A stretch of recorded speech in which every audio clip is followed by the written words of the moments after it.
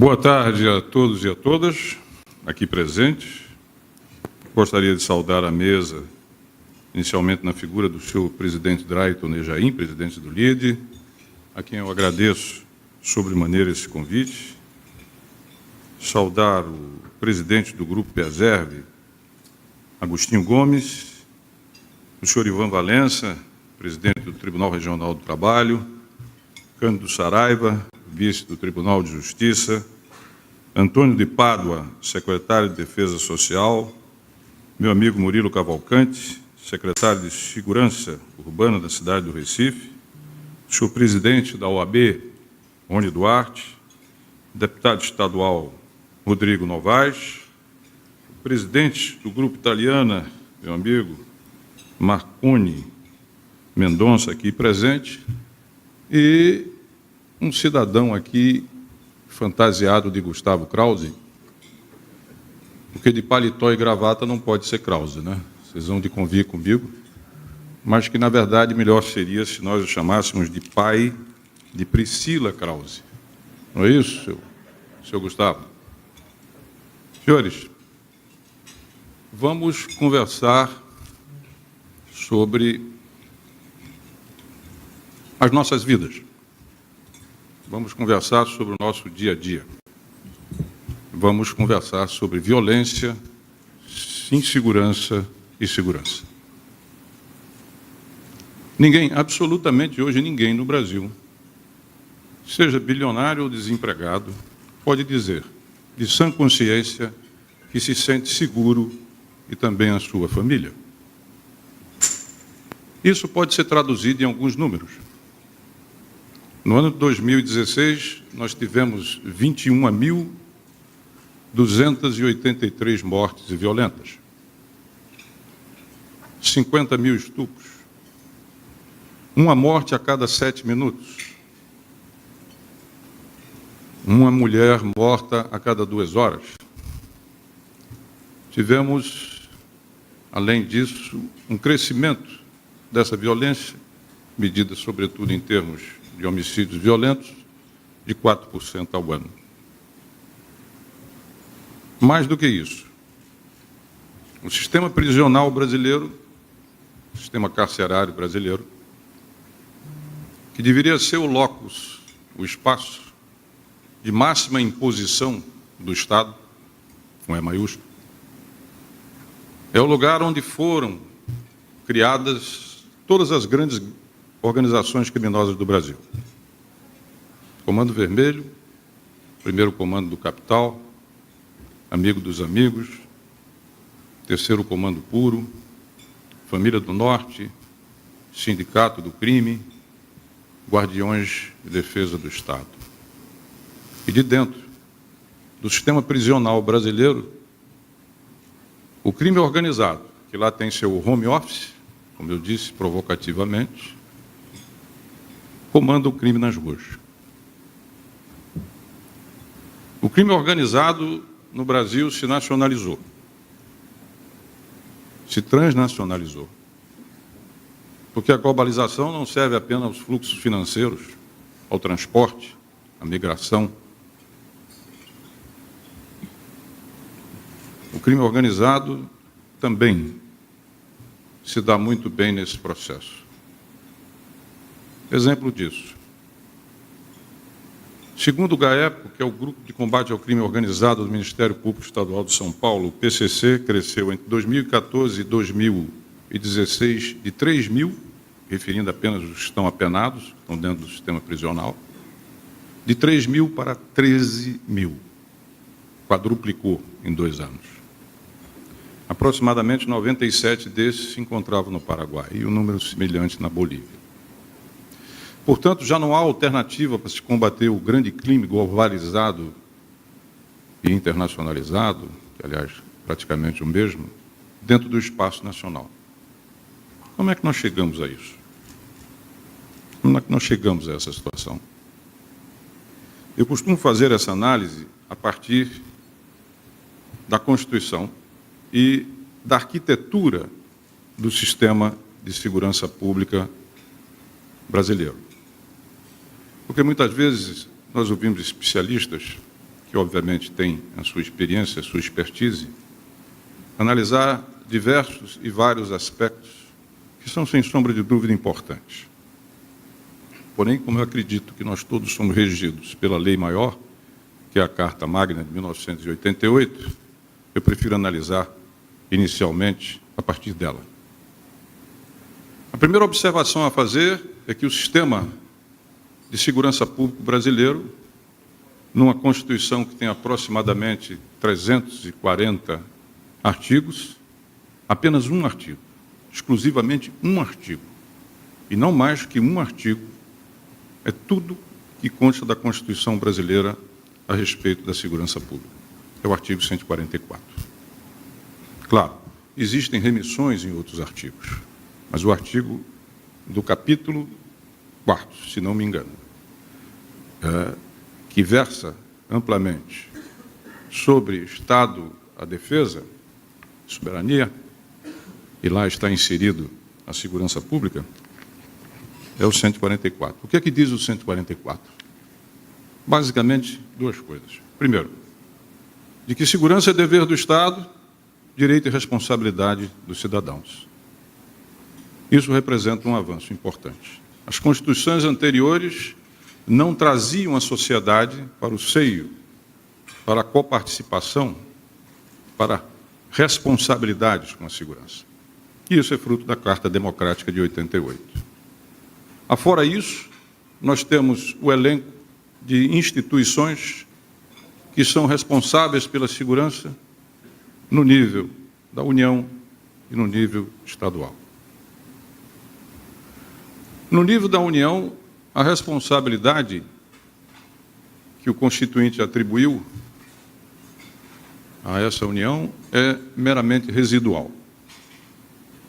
Isso está expresso exatamente nos órgãos responsáveis no âmbito da União pela segurança, quais sejam. Polícia Federal, que cuida de crimes contra a União, crimes interestaduais, de grande repercussão, e de fronteiras e drogas, basicamente, contrabando também. Polícia Rodoviária Federal, que cuida, obviamente, da fiscalização, no controle das rodovias federais, 70 mil quilômetros. E a Polícia Ferroviária Federal, que nunca existiu, nunca saiu do texto da Constituição. É disso que cuida a União. Já os estados são responsáveis por todo o restante. Todo o restante fica com os estados. Por que isso se dá?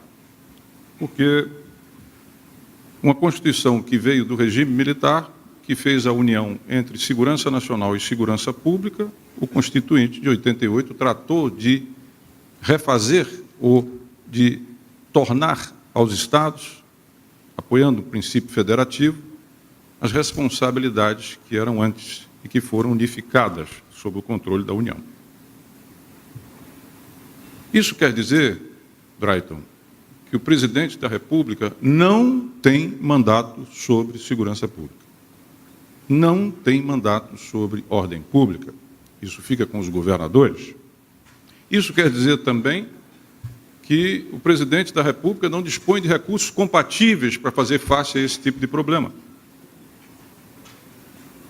Daí que os presidentes da República, e não posso me furtar de dizer, justificadamente, têm evitado entrar nesse tema. Ele não tem o mandato constitucional, ele não tem os recursos compatíveis. Esse é um primeiro aspecto. O segundo, e aqui está o Murilo que não me deixa mentir, é que dentro do desenho do Constituinte que ele fez na segurança pública, não cabem os municípios, não cabem as nossas cidades, elas não estão lá dentro. Interessante. Um país que hoje tem aproximadamente 90% da sua população, quase isso, urbanizada, e as cidades, os municípios, não participam do sistema, não tem nada a ver. Ora, a melhor política que se tem de segurança pública é a preventiva, a prevenção, antes que aconteça o crime, a desordem, o delito. E a política de prevenção de segurança é, sobretudo, social. É saúde, educação, emprego, é juventude, é cultura. E isso, uma grande, uma imensa responsabilidade compete às cidades. E elas não estão aí dentro. Um outro aspecto extremamente relevante é a questão dos recursos. Se nós olharmos, nós temos o orçamento da Seguridade Social. Lá dentro estão saúde, assistência social e previdência. Previdência e assistência social têm a seguinte característica. Se você preenche os requisitos para ter o direito é gasto. Ou seja, se você alcançou a idade ou contribuiu aquilo que era previsto na legislação, você tem direito a uma previdência. Se você, a mesma coisa, alcançou os requisitos e tem direitos, a lei de assistência social também transforma aquilo que é direito em gasto. Ainda que ambos os sistemas tenham as suas precariedades, mas direito é gasto. A saúde tem 15% dos impostos, não é, Priscila? Para exatamente ter um piso mínimo em termos de saúde. O mesmo fora do orçamento de Seguridade Social, se dá com a questão da educação, 25%. E a segurança pública? Piso? Não. Vinculação? Não. Teto? Nem pensar. Direitos transformados em gastos? Esqueça. O grande débito que nós temos na área de segurança é a não universalização do direito à segurança dos brasileiros, que nos leva a essa situação que nós temos hoje. Indo adiante, é preciso também chamar a atenção para o fato de que a justiça, a chamada justiça criminal, ela só se perfaz se aquele que cometeu o delito, ele cumprir um percurso que envolve quatro grandes sistemas. Que sistemas são esses? O sistema policial, o Ministério Público, o Judiciário e o sistema carcerário. Se aquele cidadão que cometeu o delito não fizer este percurso, não há justiça criminal, não se completa exatamente o papel do Estado. E, senhores, nós damos um outro convite para vocês participarem aqui do LIDE. Se alguém me disser aonde na Constituição brasileira existe alguma articulação entre esses quatro setores. Não há nenhuma articulação.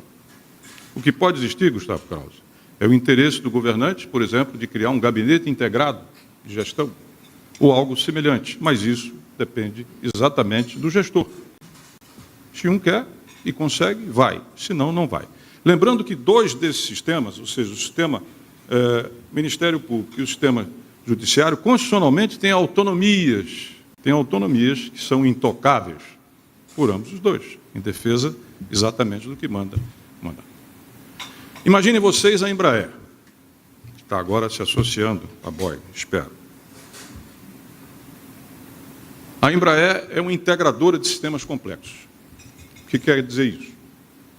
Quer dizer que a construção de um avião tem uma asa na Tchecoslováquia, em Portugal, em Évora, se produz o trem de aterrissagem, em Sierra Nevada, nos Estados Unidos, vem as telas, os radares, e a Embraer integra isso tudo. O produto final é o avião. Imaginem que a justiça criminal seja uma empresa integradora. Não é? Ela une esses quatro sistemas. Mas esses quatro sistemas não se comunicam praticamente. Não existe nenhum processo de articulação. Eu estava no programa de Geraldo Freire e todas as perguntas que vinham, que afirmações eram prenda mais, prenda mais, prenda mais. Nós temos 726 mil apenados hoje. 726 mil, a quarta maior população carcerária do mundo, a caminho de ser a terceira. Não é? E hoje eu quero dizer que todos nós aqui, todos, sem exceção, fazem parte do Departamento de Recursos Humanos do Crime Organizado. Parabéns. Gestores de recursos humanos do crime organizado no Brasil. Por quê? Porque cada jovem que você bota aí dentro, cada jovem que vai para dentro do sistema penitenciário, ele passa a ser soldado do crime organizado, que controla o sistema prisional brasileiro. E lá ele vai fazer um juramento ao PCC, ao Comando Vermelho e tudo mais. E de lá nunca mais sairá. Nunca, a não ser morto. E se quer continuar vivo, seguindo aquilo que determina. Nós temos hoje uma política de encarceramento, que eu chamo de supra-encarceramento, que é absolutamente insustentável. Absolutamente insustentável. Se os senhores somarem os furtos simples qualificados com os roubos simples e qualificados, aproximadamente 520 mil dos apenados estão nessa situação. Aproximadamente 377 mil estão de 18 a 30, 32 anos, maioria analfabeto. Curso superior, dentro hoje do sistema prisional brasileiro, tem 2.726. Sem falar que nós temos aproximadamente 300 mil, alguma coisa assim, que é a questão de droga. A questão de droga, você tem uma divisão básica, o traficante e você tem o usuário. Gostemos ou não, aceitamos ou não. Outro dia eu disse uma frase no Rio de Janeiro, Krause, que gerou uma celeuma grande. Eu disse o seguinte: olha aqui, a sociedade do Rio de Janeiro reclama durante o dia do crime e da violência. E à noite financia esse crime e a violência através das drogas. E isso não caiu muito bem. Mas a verdade é essa.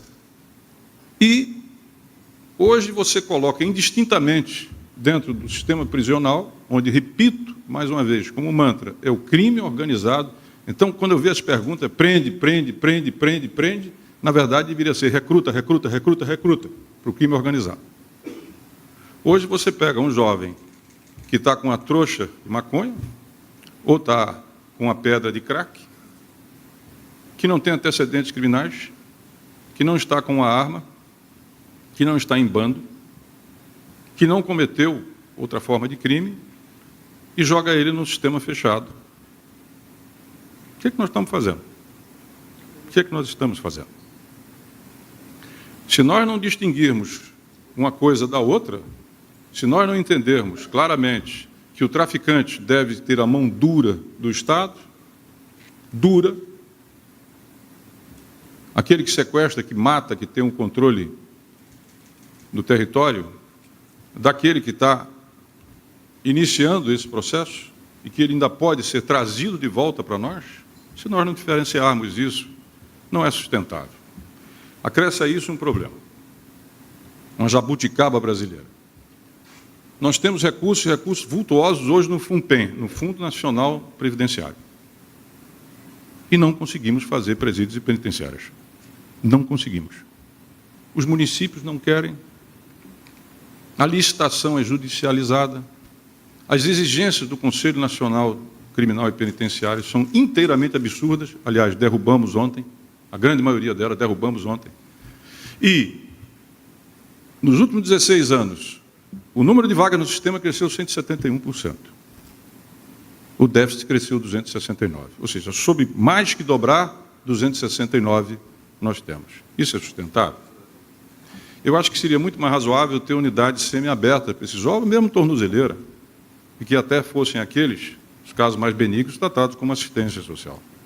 Porque jogá-los dentro do sistema é a pior solução que você pode ter, evidentemente, se diferenciando de quem cometeu crime de sangue, quem sequestrou e matou, e etc, etc. Então, esse é o nosso inferno. E esse inferno ganha cores absurdas. No caso do Rio de Janeiro, nós temos a intervenção. E eu vou falar do Rio de Janeiro, antes de dizer as propostas, do que é que pretendemos fazer, e encerrar, antes que o Drayton, esse número imenso aqui que nos pressiona, mas eu fico apavorado, não sei se falo ou se olho para ali, mas, enfim, cada um com o seu dilema, como diria Gustavo Krause. Então, olha bem,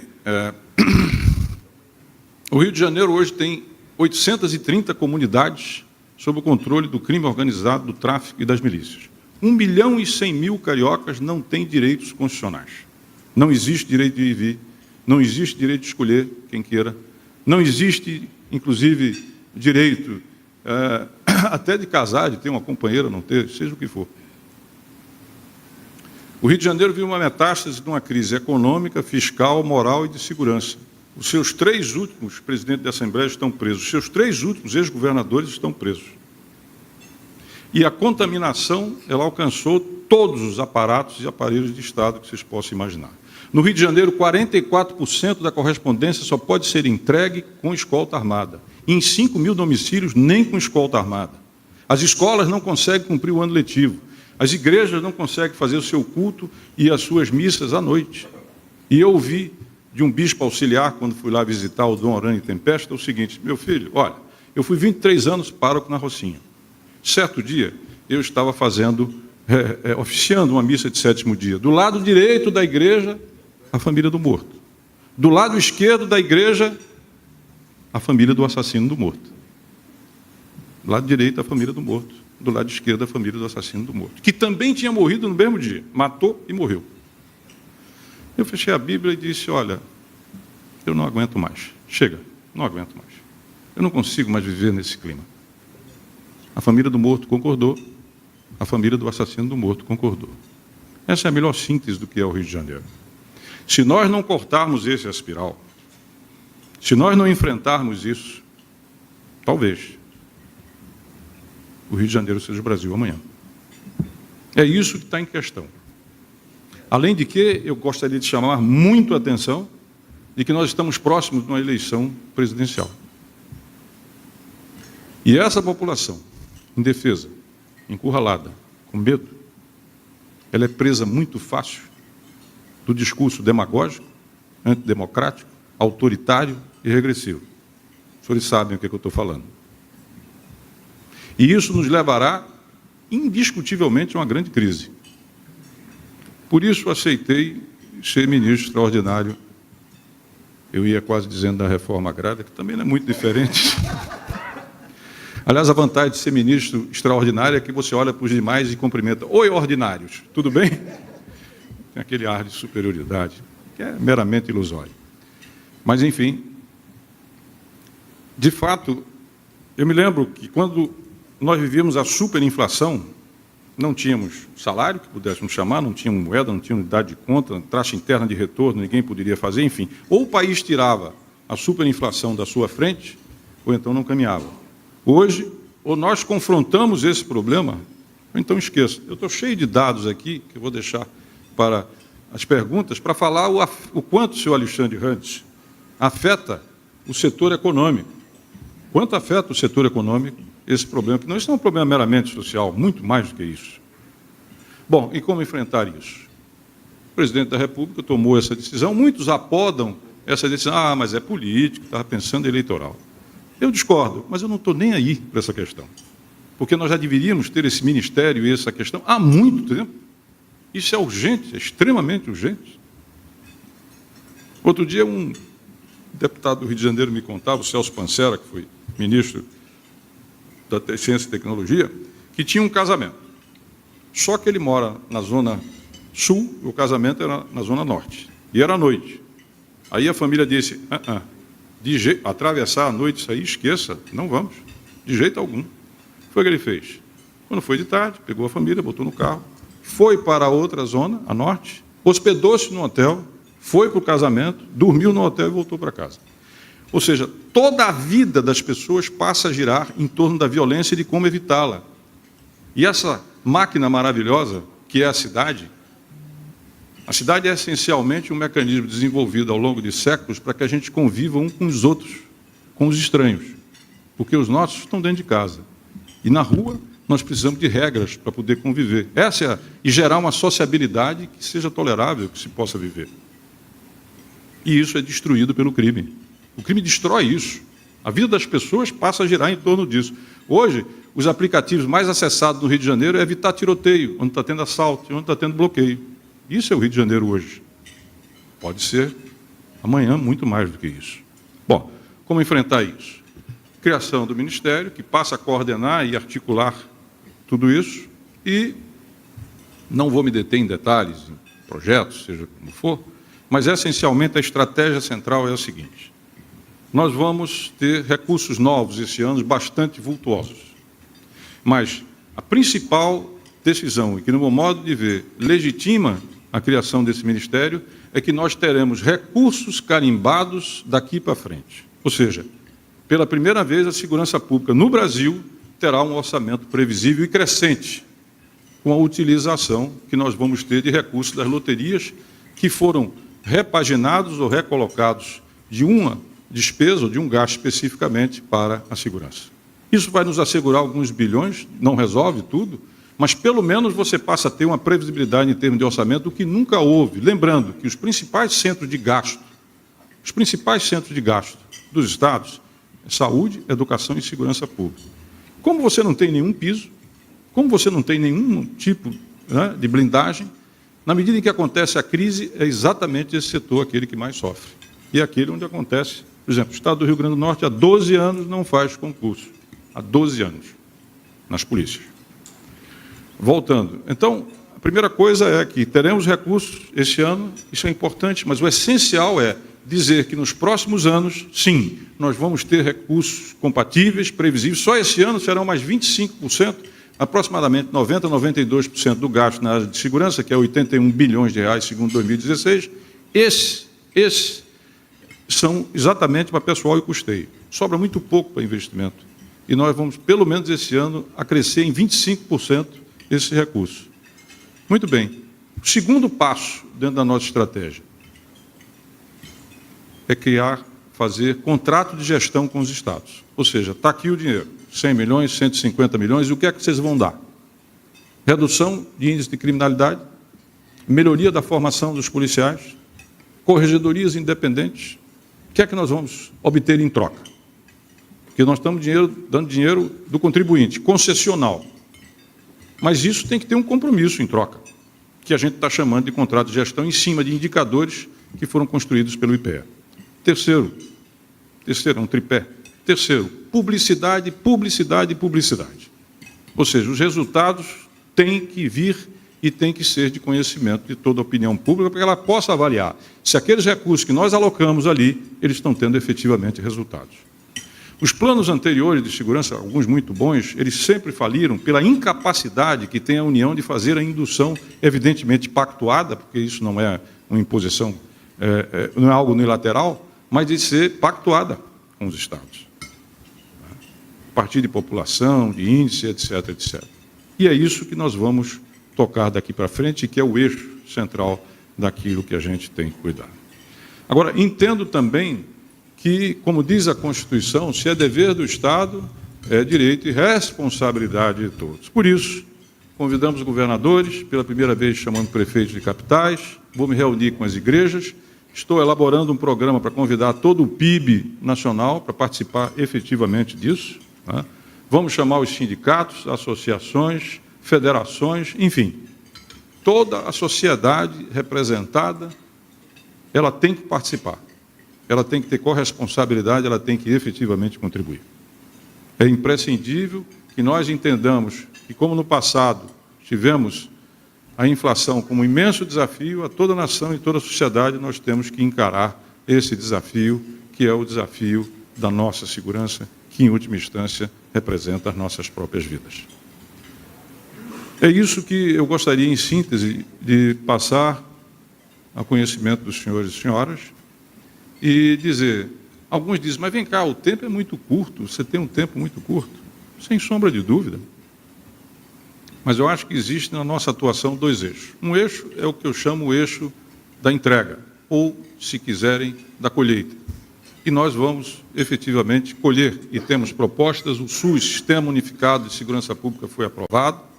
Eu tenho discutido com a presidente do Supremo Tribunal Federal, o presidente do TCU, como romper esse gargalo no nosso sistema carcerário. O ministro Alexandre de Moraes, com quem vou encortar na próxima quarta-feira, mais uma vez cobrar, já que ele ficou com o voto do ministro Teori Zavascki, que pediu vistas no caso da lei antidrogas, da definição de um patamar entre usuário e traficante, que se faz necessário. Nós temos que ter uma nova lei de execução penal, enfim, é um grande trabalho e que eu espero o máximo possível fazer entregas. Mas há principalmente a questão do legado. Deixar condições para quem venha a assumir, e é imprescindível que suspensa a intervenção no Rio de Janeiro, que, aliás, começa a apresentar ótimos resultados, porque o grande problema no Rio de Janeiro foi a promiscuidade que se deu entre as polícias e o crime organizado. E a politização. Polícias e forças armadas não podem conviver com outra ordem que não seja a meritocrácia. Não podem conviver. Porque são organizações fundadas no princípio da disciplina e da hierarquia. Se você politiza, ou seja, você cria uma outra ordem, você destrói a disciplina e a hierarquia. Acabou. E esse problema já não existe no Rio de Janeiro. A segunda é a promiscuidade com o crime organizado e a corrupção. Pra vocês terem uma ideia, vou contar aqui, vocês não vão contar para ninguém, tá certo? uma coisa tranquila que esse grupo aqui, sem sombra de dúvida, saberá guardar o devido segredo. A intervenção no Rio de Janeiro descobriu que tinha pelo menos 30 operações, feito aquela, vocês viram aquela que pegou 148 milicianos, 30 fuzis, tinham pelo menos 30 operações prontinhas. Mas não pode fazer. Por quê? Tem um político ali, tem um empresário do lado de cá, tem uma liderança aqui. E era paralisado. Isso não existe mais. Reformar a polícia, sobretudo, despolitizar e quem se meteu com crime e corrupção, rua e cadeia. É isso que tem que fazer. É isso que tem que fazer. E isso está sendo feito naquela intervenção. Evidentemente que muitas vezes vítima de muito preconceito. Ah, são militares. Ah, é intervenção. Ah, é o golpe. É isso, aquilo, outro. As Forças Armadas, que eu tive a honra de dirigir durante praticamente 2 anos, são um ativo democrático hoje do Brasil. As Forças Armadas brasileiras têm um grau hoje de formação dentre as melhores do mundo. Não falo do equipamento, que isso é uma questão que tem a ver. O orçamento militar dos Estados Unidos equivale a todos os 14 países abaixo dele. E, evidentemente, não dá para competir por aí. Mas, sem sombra de dúvida, são homens honestos que estão colocando um rumo naquela situação. E teve também o caso do assassinato da Marielle, né, que a todos, sem sombra de dúvida, tocou e é uma tragédia que precisa ser reparada. Será reparada. Saiu-se no funil de todas as possibilidades e se afunila hoje em torno de praticamente no máximo, 2 possibilidades. E nós vamos chegar aos executivos. E mais complicado, vamos chegar aos mandantes também. É fundamental, portanto, que haja um apoio e a compreensão do que aquilo representa e do que aquilo que está em jogo para todos nós. Aqui em Pernambuco, nós também temos problemas, mas há uma reação do governo do Estado que espero venha a bom termo. Recentemente, nós assumimos a federalização de Itaquitinga, que vai nos dar aproximadamente 1.500 novas vagas aqui.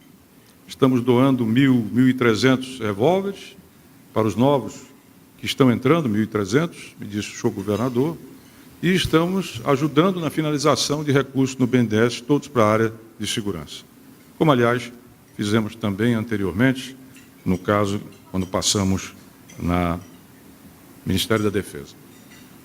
Senhor presidente, me dando ao luxo de deixar 6 minutos e 44, e 43 e 42 segundos de sobra, eu quero agradecer a atenção de todos e todas, dizendo que uma exposição como essa tem que ser esquemática, tem que ser sumária. Mas faço aqui um apelo antes de encerrar essa fala. Eu iniciei dizendo que nós íamos discutir aqui as nossas vidas, as nossas famílias, do nosso futuro, a nossa existência. Segurança é uma moeda, que do outro lado tem vida. Portanto, é algo que diz respeito a absolutamente todos. E é algo que, para mim, toca hoje na questão democrática. E vou concluir com um exemplo, para que fique bem claro o que eu estou dizendo, Rodrigo. Em 2016, o governador Flávio Dino nos chamou, às vésperas da eleição, para fazer uma operação de garantia da lei e da ordem. Sim, importante. Em 19 meses à frente da defesa, nós fizemos 11 garantias da lei e da ordem. 11 intervenções, claro, constitucionalmente e por determinação do presidente da República nos estados. Isso é exatamente, eu diria, a síntese da crise que nós temos hoje. Porque o presidente da República não tem instrumentos, digamos, ordinários para interferir. Ele só interfere quando a desordem se dá pela incapacidade, a impossibilidade ou a inexistência de forças estaduais para dar conta da ordem e da segurança, então entre as Forças Armadas. E depois as pessoas reclamam, mas os militares estão entrando muito nessa história, mas os civis não estão dando conta. Eles estão sendo chamados para esse processo, e graças a Deus que eles estão aí disponíveis para a gente poder fazer isso, né? Então, 11 intervenções. E ele me chama lá por quê? Porque fazendo cumprir a lei de execução penal, o complexo prisional de Pedrinhas, o crime, como sempre, que está preso, deu um salve e uma ordem para fora. Não vai ter eleição. Ou seja, o crime decidiu que os cidadãos e cidadãs não teriam direito de exercer o seu direito constitucional de escolher os seus representantes. E sabe o que foi que eles fizeram? Começaram a queimar escolas. Eu fui nas escolas, vi as escolas queimadas. Então, a observação final que eu faço é o seguinte: olha, isso é um ato terrorista, porque quer dobrar a vontade do Estado e a sociedade. Não é uma organização terrorista, não confundam. Eu fui relator da lei durante o terrorismo, durante as Olimpíadas. Não confundam, não é isso. Porque a organização criminosa tem fins econômicos, ainda que ilícitos.